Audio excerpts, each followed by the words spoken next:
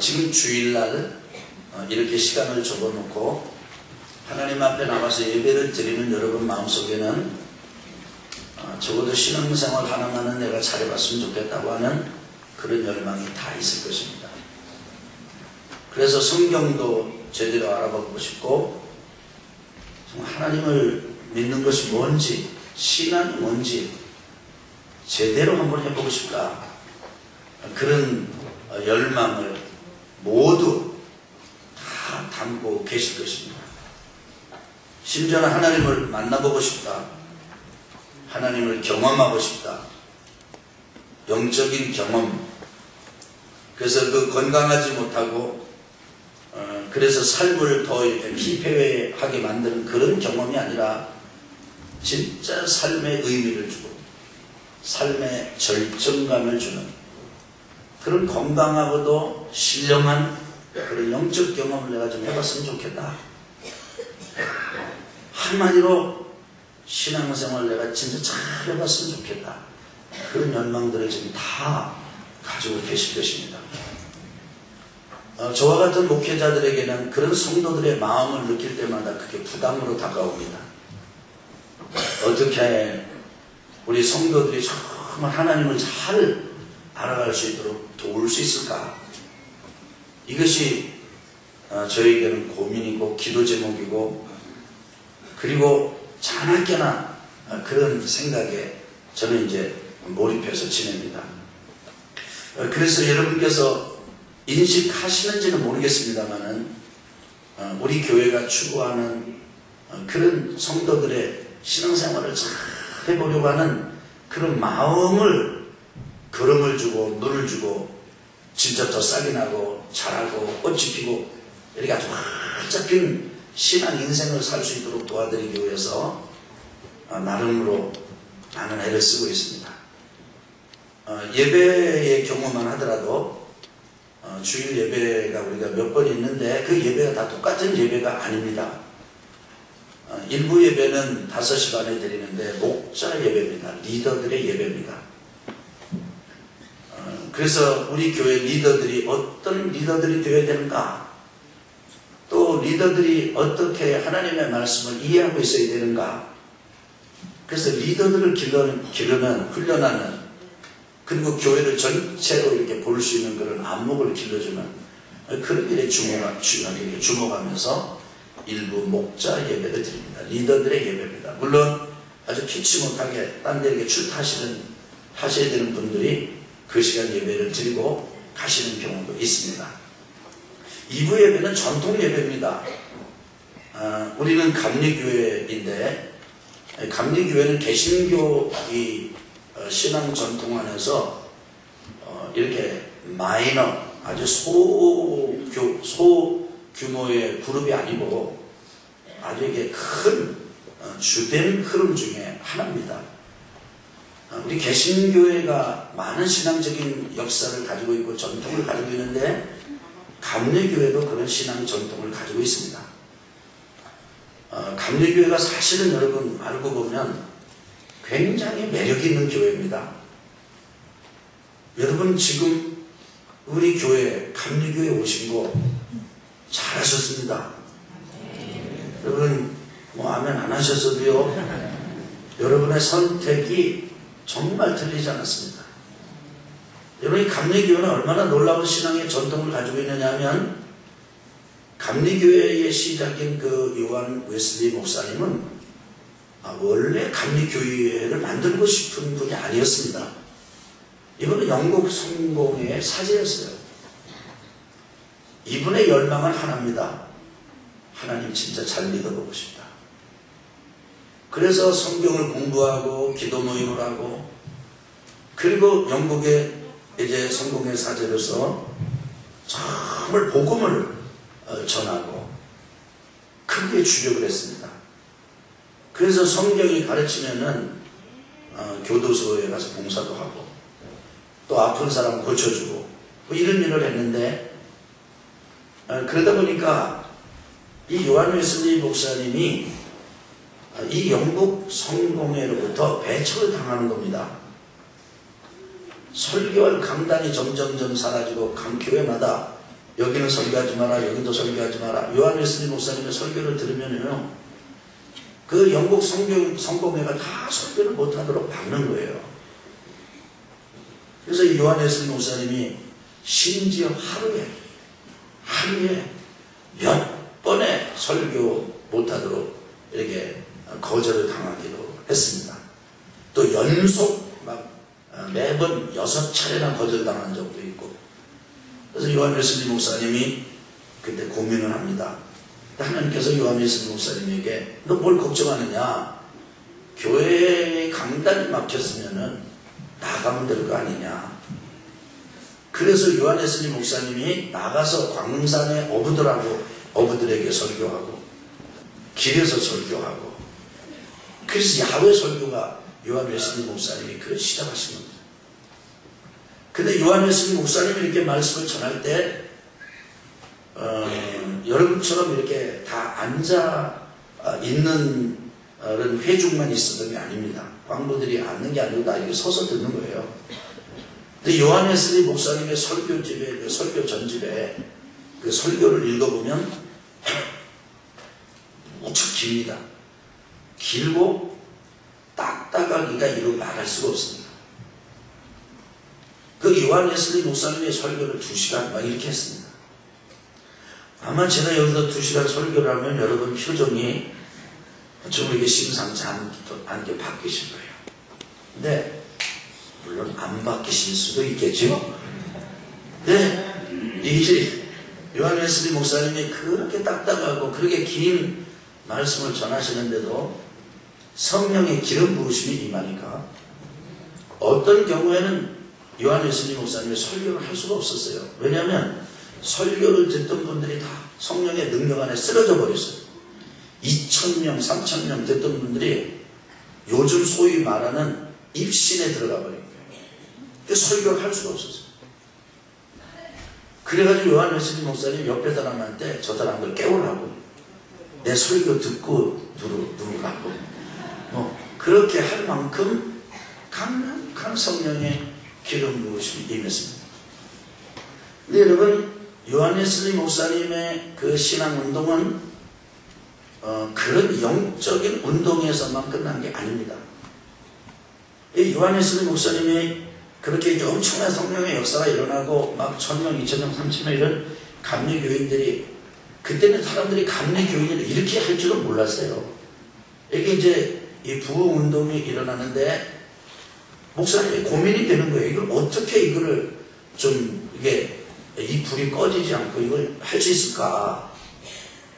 그래서 그때 요한 웨슬리 목사님이 그때 철저하게 한 게 뭐냐면 리더들을 길러가지고 그 그룹들을 전부 소그룹으로 묶었습니다.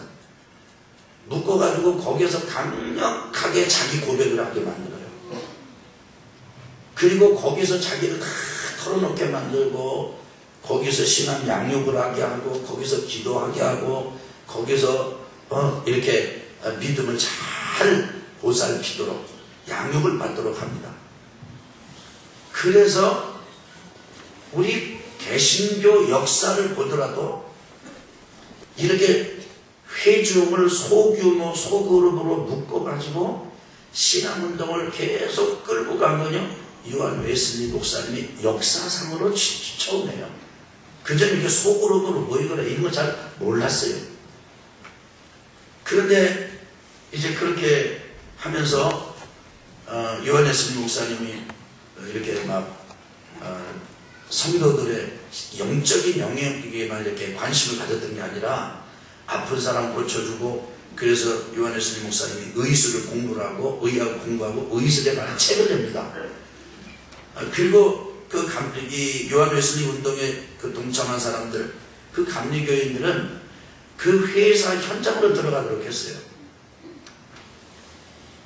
그런데 거기 현장에 들어가가지고 전부 리더들이 됐습니다.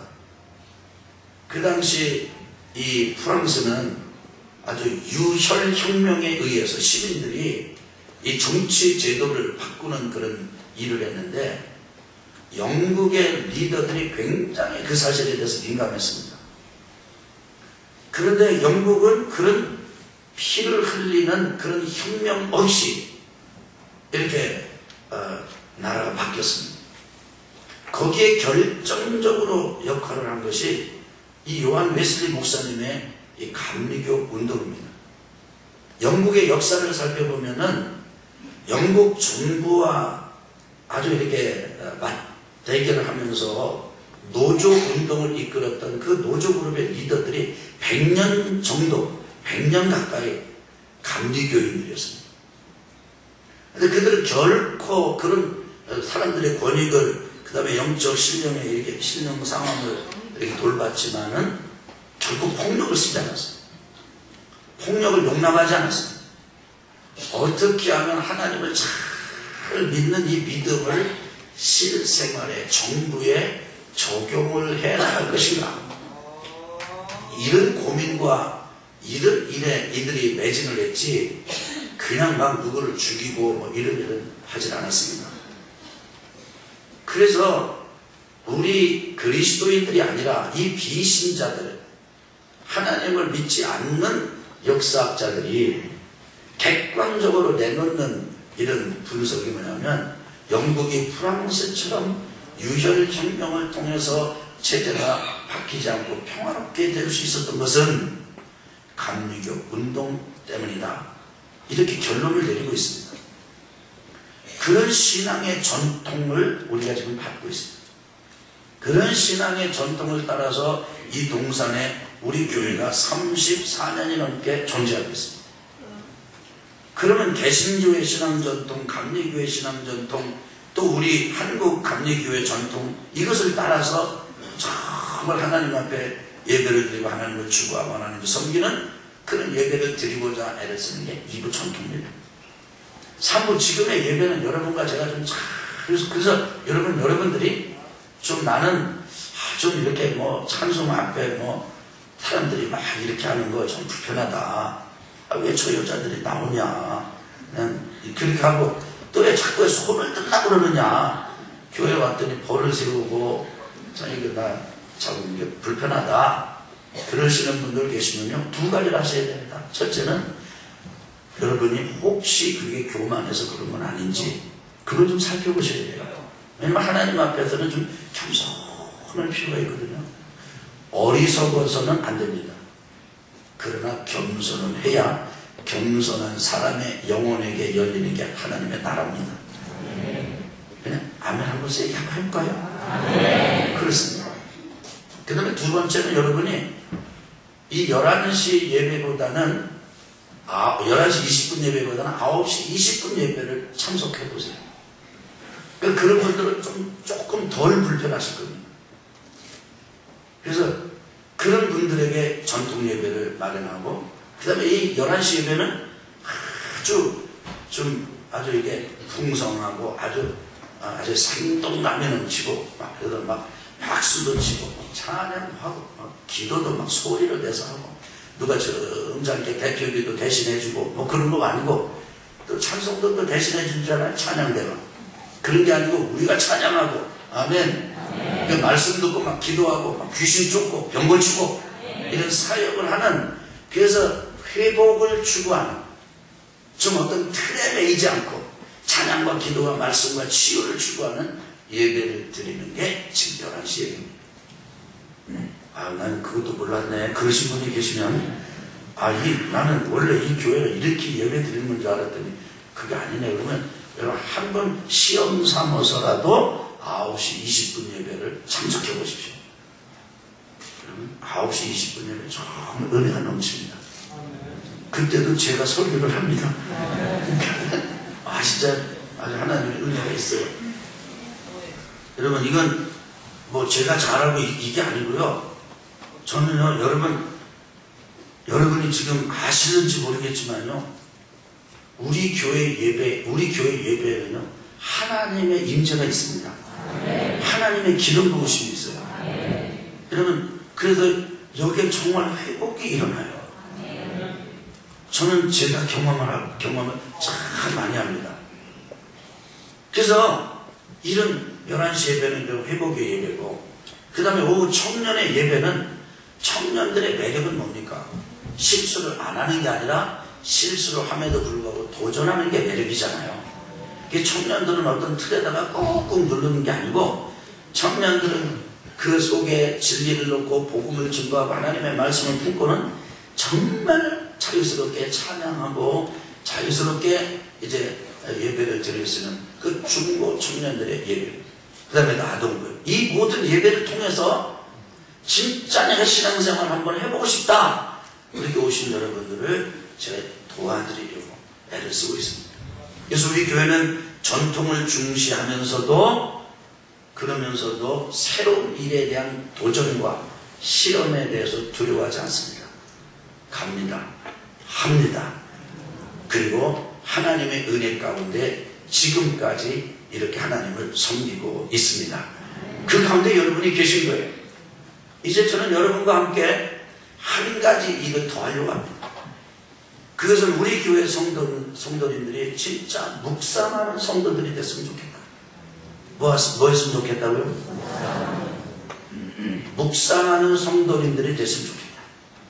그래서 정말 이제 성도님들이 그냥 듣기만 하고, 그래서 이 목회자나 혹은 앞에서 이렇게 서는 사람들이 이제 연구를 하고 그걸 이렇게 요리를 하고 이런 것만 해가지고 이렇게 던져주는 거를 이렇게 듣고 그냥 그런가 보다, 그렇게 하는 신앙도 귀한 것이고 훌륭한 것이지만은 거기에만 머무는 것이 아니라 하나님의 말씀을 내가 묵상하고, 그리고 그 묵상한 말씀으로 내 영혼이 소성이 되고 하나님 앞에 예배자로 살아가는 그런 묵상하는 성도들이 됐으면 좋겠다. 그래서 저는 여러분을 묵상의 자리로 초대합니다.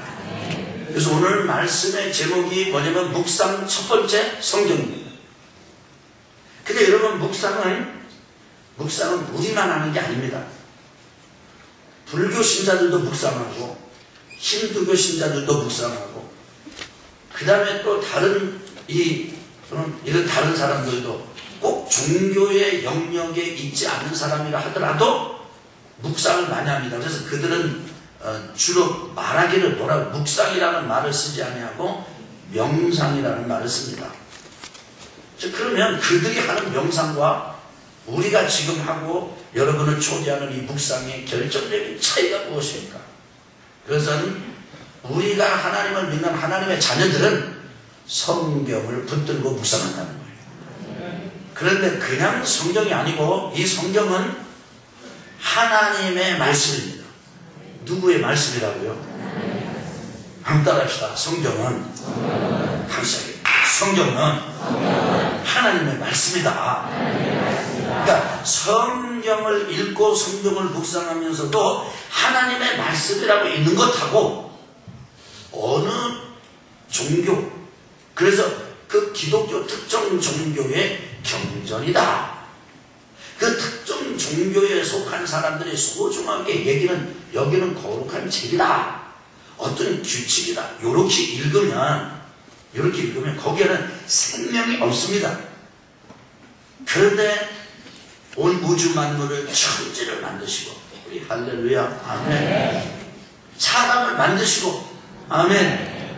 그 만드신 사람이 타락했는데 타락한 사람을 끊임없이 종들을, 선지자를 보내시고 하나님의 사람들을 보내셔가지고 돌아오라 그런데도 그 죄악에 빠진 사람들이 안 돌아오는데, 안 돌아오는 그들을 포기하지 않으시고 마지막에는 아들 예수님을 보내셔가지고 십자가에 달려 죽게 함으로 그 죄, 인류 모든 죄, 인간의 죄를 완전히 대신해서 지불하게 하시고 대속하게 하시고, 그 다음에 3일 만에 부활하심으로 사망 권세 이기고 사단의 권세를 깨뜨리게 하시고 승천해서 하나님 보좌 우편에 계시면서 우리를 위해서 기도하게 하시고, 그 주님께서 장차 재림하도록 재림을 예비하시는 이런 사역, 경륜, 섭리를 통해서 우리와 관계하시고 이 세상을 주관해 가시는 그 하나님의 말씀으로 읽고 묵상하는 것은 천지가 다른 것처럼 다릅니다. 하늘과 땅이 다른 것처럼 다릅니다. 그래서 여러분과 제가 이제 하나님의 말씀을 묵상하고 하나님의 말씀을 생각할 때 중요한 것은 뭐냐면 따라합시다. 이것은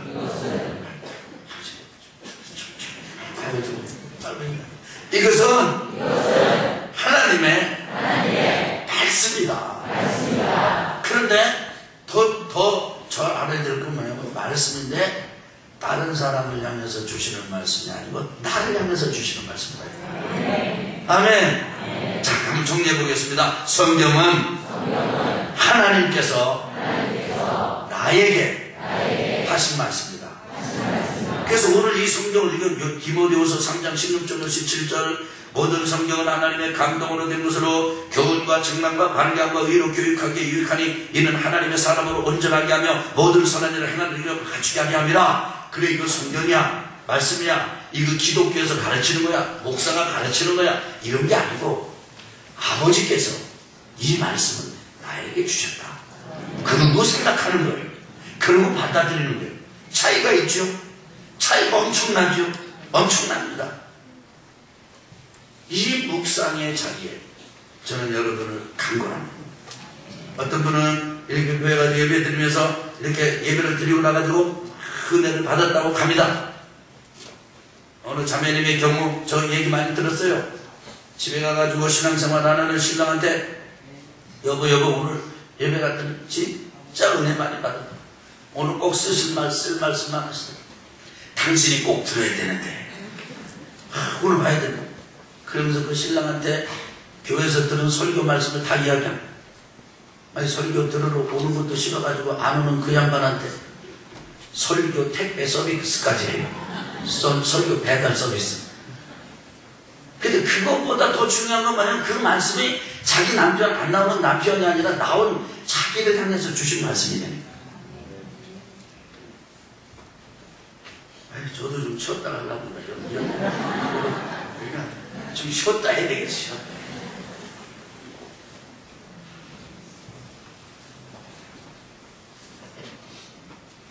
그래서 그 말씀을 하나님께서 나에게 하신 말씀이다. 이렇게 이제 말씀을 붙들고 묵상하는 자리로 여러분을 강력하게 초청합니다. 그래서 이번 사순절 기간에는 제가 이런 사순절의 깊은 묵상, 이 노트를 만들었어요. 이 노트의 한쪽에는 이렇게 성경 본문, 여러분 성경 무거운 거 들고 다닐 필요도 없도록 일단 성경 본문을 딱 참. 여기 이렇게 또 백지를 넉넉하게 남겨놨어요. 그래서 이 말씀을 가지고 하루 아주 이른 시간 혹은 여러분의 편리한 시간, 장소를 구별하고 시간을 구별해가지고 하나님 앞에 나가서 성령님 도와주세요. 청원의 기도를 드리고 이 말씀을 읽고 말씀의 현장으로 말씀을 관찰하고 자신의 반응을 살펴보고 하나님의 마음을 찾아보고 그리고 세상에서 살아갈 영적 결단을 아주 이렇게 살겠습니다 라고 하는 것을 기록해 보실 수 있도록 이렇게 노트를 만들었습니다. 근데 많이 만들지 못해가지고 이제 일부 목적 예배 시간은 다 이렇게 다 됐습니다. 내일 새벽에 이걸 만들어 놓을 것입니다. 여러분께서 요거 여러분 그냥 하지 말고 10,000원에 구입을 해서 가져가시기 바랍니다. 첫째는 여러분이 대가를 지불하시는 거고, 그 다음에 두 번째는 이 묵상 사역을 이제 우리 교회에서 이거 아니면 더 구체적으로 할 텐데 묵상 사역을 위해서 후원하는 것이 될 것입니다. 제가 이 묵상에 대해서 우리 성도님들하고 전체 했으면 좋겠다 그런 자극을 받은 여러 이유가 있는데, 자극을 받은 계기가 여러 개 있는데, 그 자극을 받은 계기 중에 하나는 우리 성도님 중에서 저에게 카톡으로 이렇게 묵상을 이렇게 보내주세요. 짧은 묵상이 길지 않아요. 그런데 그걸 아주 읽고 하고 장면 보면 아멘. 그게 절로 나와요. 그 읽으면요. 근데 어느 순간 제 마음속에 이런 생각이 들었습니다. 아, 이거를 우리 전체 성도가 하면 어떨까? 그래서 너무 좋겠다. 그래서 카톡으로 할까?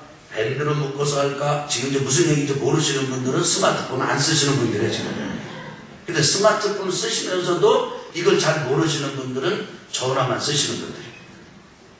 아니, 여러 가지 이렇게 생각을 하고, 그 다음에 지금 홈페이지를 오픈하면서 홈페이지를 통해서 이걸 해볼까? 그러다가 야, 이거 진짜 좀 구식 같아도 우리 한번 기록을 하는 걸 해봤으면 좋겠다. 그래가지고 지금 이제 작업을 하고 있습니다. 여러분 한번 묵상의 자리로 초대에 응하시고 참여해 보실 말씀 없으십니까? 마음 없으십니까? 한번 여러분 묵상의 자리로 나오십시오.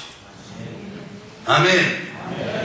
자, 그래서 이런 제 묵상을 통해서 우리 성도들이 정말 하나님을 잘 믿을 수 있도록 안내를 할 텐데, 이것에 대한 자세한 실제적인 사용, 어떻게 묵상하느냐, 요거는 제가 수요일 저녁에 여러분에게 안내해 드릴 것입니다. 수요일 저녁 예배 때 여러분 꼭 참석하시면 그분들에게는 상세하게 이 샘플링을 통해서 안내를 해드릴 테니까 그때 와서 묵상을 배우시고, 오늘은 그렇게 다른 종교나 다른 세상에서 영역에서 하는 명상과 다른 기독교인들, 하나님의 백성들이 붙잡고 묵상하는 성경이 뭐냐, 요거에 대해서 제가 말씀을 드리고 오늘은 말씀을 맺습니다. 우리 한번 같이 읽어보겠습니다. 내용입니다. 말세에는 시작. 말세에는 사람들이 세상을 사랑합니다. 경건의 능력은 없으면서 경건하게 살고자 하는 자들을 박해합니다. 항상 배우려고 애를 쓰지만 진리의 지식에 이르지 못합니다. 서로 속고 속입니다. 오직 하나님의 말씀인 성경에 거할 때만이 이런 풍조를 이길 수 있습니다. 순교를 앞둔 바울이 믿음의 아들 디모데에게 성경에 거하라는 유언을 남긴 이유입니다. 성도가 붙잡아야 할 성경은 무엇입니까? 첫째, 성경은 계시이다. 제가 성경은 그럼 여러분 계시이다 이렇게 하겠습니다. 성경은 계시이다. 자, 여러분이 또 성경을 해보세요. 시작. 성경은 계시이다. 우리 같이 한번 읽겠습니다. 시작. 사람은 하나님을 알 수 없습니다. 그 어떤 수단을 쓴다 할지라도 사람이 하나님을 알 수 있는 길은 없습니다. 단 한 가지 하나님께서 알려주실 때만 알 수 있습니다. 이를 계시라고 말합니다. 성경이 바로 하나님의 계시입니다. 따라서 사람이 성경을 통해서 하나님을 알 수 있습니다. 하나님의 뜻을 이해할 수 있습니다. 하나님을 섬길 수 있습니다. 우리가 묵상할 때 성경을 붙잡는 이유입니다. 매일 하나님의 백성들이 하나님의 말씀인 성경을 붙잡으면 험악한 세상을 이길 힘을 얻습니다. 주의 말씀은 내 발의 등이요 내 길의 빛이니이다. 시편 119편 105절 말씀. 여러분 저를 보세요. 하나님만 사람이 모르는 게 아니에요. 아무리 애를 써도 사람은 하나님을 알 수가 없어요. 아무리 바위를 보고 빌어도 하나님 알 수가 없어요. 아무리 100일기도 1000일기도 해도 하나님을 알 수가 없어요. 근데 이건 하나님만 그런 게 아니라 사람도 사람이 사람을 알 수가 없어요. 여러분 절을 하십니까? 사람도 사람을 알 수가 없어요. 우리가 아는 거는 정보 정도는 알 수가 있어요. 정보는 주소, 주민등록지, 전화번호, 이런 거. 그러나 그 사람을 진짜 아는 것은 한 가지가 있을 때 알 수 있습니다. 그 사람이 자기를 이야기해 줄 때 알 수 있습니다. 근데 그 사람이 자기를 이야기해 준다 하더라도, 내가 나를 이야기해 준다 하더라도, 나에게 내 소개를 듣는 사람이 내가 하는 말을 그대로 받아들여야 나를 알 수 있지. 그렇지 않습니까? 막 속 터진다고 그럴 때 뭐예요? 아니 왜 나를 몰라? 그래, 그렇게 살아놓고도 몰라. 왜 그러냐면 말을 안 한 거고, 말을 했더라도 그걸 안 받아들인 거예요. 예를 들면 어떤 사실을 나는 이렇게 생각하고 내 생각이 이렇게, 그래서 나는 이렇다고 얘기를 했는데도 아니야, 당신 그렇지 않나, 안 받아들이면 모르는 거예요. 하나님도요, 사람이 그 어떤 수단을 써가지고 사람이 추구해가지고 하나님을 몰라요. 근데 단 한 가지 방법이 있는데, 하나님이 자기를 우리에게 알려주시는 것만큼 우리가 알 수 있어요. 그거를 다른 말로 계시라고 해요. 따라합시다. 계시. 성경이 그 하나님께서 자기를 알려주시는 계시다. 그래서 하나님을 알려면 성경을 붙잡아야 돼요. 성경을 붙잡고 묵상하는 이유가 뭐냐면 하나님을 알아요. 두 번째입니다. 같이 한번 읽겠습니다. 시작. 성경은 능력이다. 한 번만 더요. 시작. 성경은 능력이다. 성경은 단순한 종이에 적고 가죽으로 단장한 책이 아닙니다. 얇디 얇은 종이에 인쇄한 글도 아닙니다. 외양으로는 그렇게 말할 수 있으나 실제로는 살아있는 진리입니다. 낙담한 두 제자에게 성경이 들어갔을 때 가슴이 뜨거워졌습니다. 베레아 교인들을 너그러운 전도자들로 만들었습니다.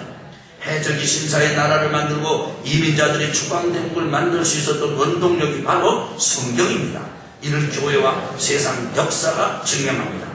하나님의 말씀은 살아있고 활력이 있어 좌우의 날선 어떤 것보다도 예리하여 혼과 영과 및 관절과 불수를 찔러 쪼개기가 됩니다. 또 마음의 생각과 뜻을 판단하는 지식것이 하나도 그 앞에 나타나지 않음이 없고 우리의 결산을 맞추시기에 눈앞에 만물이 벌거벗은 것 같이 드러나느니라. 히브리서 4장 12절로 13절 말씀 한번 따라합시다. 하나님의 말씀은 살아있고 활력이 있고 좌우의 날선 것보다 훨씬 예리하다. 그래서 히브리서를 쓴 히브리서 기자는 성경을 소개할 때 성경은 단지 두루마리가 아니야. 단지 문자, 이 인쇄된 쓰여진 글이 아니야. 성경은 살아있어. 성경은 활력이 있어. 성경은 예리해. 좌우의 날선 어떤 것보다도 더 예리해. 성경이 살아있다는 거예요. 성경이 힘이 있다는 거예요. 성경이 능력이 있다는 거예요. 그렇습니다. 예수님 십자가 달리시고 무덤에 장사 지낸다 된 다음에 엠마오로 내려가는 두 제자 낙담했습니다. 낙담. 여러분, 낙담은 정말 사람을 망가뜨리잖아요. 그런데 낙담한 그 두 제자의 마음에 주님의 말씀, 하나님의 진리가 들어가니까 마음이 뜨거워졌어요. 저는 여러분과 제가 마음이 뜨거워지게 되길 바랍니다. 그래서 정말 우리 온양온천교회 집사님을 만났다 그러면 뜨겁다 이렇게 되길 바랍니다. 여러분이 저를 만났을 때도 저는 그런 느낌이 저를 통해서 여러분에게 갔으면 좋겠어요. 저 양반 뜨겁다 이렇게. 근데 저는 아이고 뭐 이렇게 난 그렇게 안 했으면 좋겠어요. 우리 온양온천교회 권사님들을 만났더니 야 뜨겁다. 우리 장로님들을 만났더니 야 뜨겁다. 그래가지고 장로님하고 악수하고 난 다음에 뜨거워 이랬으면 좋겠어요. 진짜 열정이 넘쳤으면 좋겠어요. 그래 우리 교회 구호가 열정 아니에요. 열정. 몰랐어요? 열정. 여러분, 하나님의 말씀은 능력이 있어요. 바이킹에게 성경이 들어가니까 신사의 나라 영국을 만들었고, 이민자들 제 땅도 아니에요. 제 땅. 고향 떠나고 고향 잃어버리고 낯선 곳에서 낯선 물 마시면서 낯선 땅을 개척했던 사람들 속에 하나님의 말씀이 들어가니까 여러분 초강대국을 만들었잖아요. 그 짧은 역사 동안에. 이게 놀랍지 않습니까? 여러분과 제 인생에도 하나님의 말씀이 들어가서 확실히만 자리 잡으면 기적이 일어납니다. 우리 가문이 뒤바뀌어버립니다. 가문이 뒤바뀌어버립니다. 신앙이 있습니다. 소망이 있습니다. 성경은 능력이거든요. 세 번째입니다. 우리 같이 읽겠습니다. 시작. 성경은 유익하다. 사람이 사람을 교정하는 일은 거의 불가능에 가깝습니다. 바꾸겠다고 시도하다가 망치는 일도 허다합니다. 그러나 성경은 사람을 온전하게 선을 행할 수 있도록 구비시켜줍니다. 성경이야말로 사람을 망가뜨리지 않으면서 교훈하고 책망하며 바르게 하고 의로 교육하는 일에 절대적으로 유익합니다. 그들을 진리로 거룩하게 하옵소서. 아버지의 말씀은 진리이다. 요한복음 17장 17절 말씀. 아멘. 자, 저를 보실래요? 여러분, 무엇으로 사람을 교훈하고, 무엇으로 사람을 책망하고, 무엇으로 사람을 바르게 하고, 무엇으로 사람을 의로 교육합니까? 여러분, 어떤 아들이 공부 잘했습니다. 좋은 대학 갔습니다. 사도고 싶어가지고 합격했습니다. 이제 직장도 잡았습니다. 부모가 이렇게 생각했습니다. 이제 며느리감 하나만 잘 얻으면 우리 일 끝났다. 그리고 우리 인생, 그 다음에 이 아들의 인생은 활짝 핀 인생이다. 이 생각이죠. 어느 날 이 아들이 폭탄선을 하는 거예요. 아버지하고 어머니를 더 이상 보지 않겠다. 내가 아버지 어머니 밑에 있을 동안에 어려서부터 정말 아버지한테 야단 많이 맞고 어머니한테 잔소리 많이 듣고 잔소리를 듣고 내가 컸는데 진짜라는 아버지 엄마 말대로 나는 딴짓 안 했습니다. 공부만 했습니다. 그런데 공부할 때 내가 어떤 마음을 가지고 공부했는지 아십니까? 오기를 했습니다. 오기. 뭘로 했다고요? 오기. 그래? 내가 당신들 밑에 있을 동안에는 내 시키는 대로 한다. 뭐 그게 뭐 나에게 좋다는 게 내가 한다. 열심히. 그러나 내가 내 인생을 살아갈 나이가 되면 난 절대로 우리 부모들하고 나는 같이 안 산다. 더 이상 얘기 듣지 않는다. 그래서 그때가 온 거예요. 이건 극단적인 예입니다. 부모가 사랑 가지고 권면하고 사랑 가지고 야단치고 사장 가지고 잔소리했어요. 근데 그 부모의 잔소리가 잘 먹힌 것 같았는데 보니까 관계를 깨뜨린 거예요. 망가뜨린 거예요. 부부 간에도 잔소리합니다. 그 다음에 좋은 소리 합니다. 서로 이렇게 하자고 합니다. 근데 그것이 먹히지 않습니다. 오히려 상대방을 무너뜨리거나 관계를 깨뜨려 버립니다. 사람의 교훈과 사람의 가르침과 사람이 바르게 하려고 하고 사람이 하려고 하는 노력은 한계가 있어요. 이렇게 부작용이 많아요. 지금 자녀들을 놓고 부모님들이 다 좋은 얘기하지 나쁜 얘기하는 부모가 있겠습니까? 야, 너 가서 좀 은행 좀 하나 털어올래? 뭐 그러겠어요 부모님들이? 다 잘하자는 거죠. 그런데도 사람의 가르침과 사람의 교훈은요 부작용이 난다니까요. 이제 한번 멈출 때가 됐어요. 여러분이 별로 이게 이해가 안 되시는 표정이세요. 근데 이해가 되는 분이 계세요. 근데 그 부작용 없이 사람을 바르게 하고 교훈하고 가르치고 세울 수 있는 그 하나님의 말씀이다. 하나님의 말씀이 들어갑니다. 할렐루야. 이제 결론입니다. 우리 같이 읽겠습니다. 시작. 하나님의 말씀을 묵상해야 합니다. 아무리 하나님의 말씀에 성경이 계시며 살아있고 인생살이에 유익이 크다 할지라도 받아들이지 않으면 우리에게 아무런 소용이 없습니다. 육신의 양식을 먹듯이 영혼의 양식을 하나님의 말씀을 먹어야 합니다.